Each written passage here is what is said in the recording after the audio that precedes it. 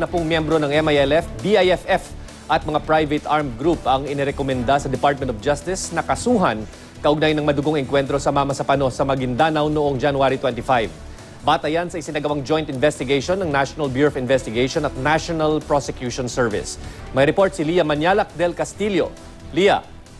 Chino, aabot nga sa 70 miyembro ng MILF, BIFF at private armed groups ang inirekomendang kasuhan ng Joint NBI-NPS team na inatasan ni Justice Secretary Leila De Lima na mag-imbestiga sa insidente sa Mama Sapano, Maguindanao noong January 25 kung saan 44 na miyembro ng PNP Special Action Force ang napatay. Pero tumanggi na muna si Secretary De Lima na i-detalye ang laman ng 224 pages na report ng investigating team at kung ano-ano ang mga kasong posibleng isampa dahil ire-review pa raw niya ito ngayong weekend bago niya isa publiko ang ulat.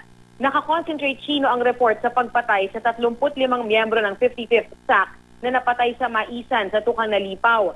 Base ang report sa accounts ng mga nakausap na eyewitness ng panel kabilang ng isang codename Marathon na nakapag-identify di umano ng mga aktwal na namaril sa mga PNP staff.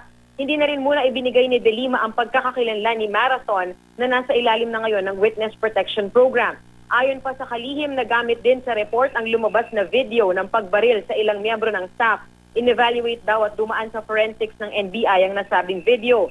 Hindi pa kasali, Chino, sa inilabas na report ang pagkamatay ng 9 na miyembro naman ng staff malapit sa bahay ni Marwan. Maging ang di umano'y pagpatay din sa ilang sibilyan. Ayon kay De Lima, umaasa siya na oras na maisapublika na ang report ay pumayag na sana ang MILF na ma-access ng NBI at NPS team ang pamilya ng mga di umano'y mga naging biktimang sibilyan dahil sa ngayon ay hindi pa sila nito nakakausap. Chino? Maraming salamat, Lia Manyalak del Castillo.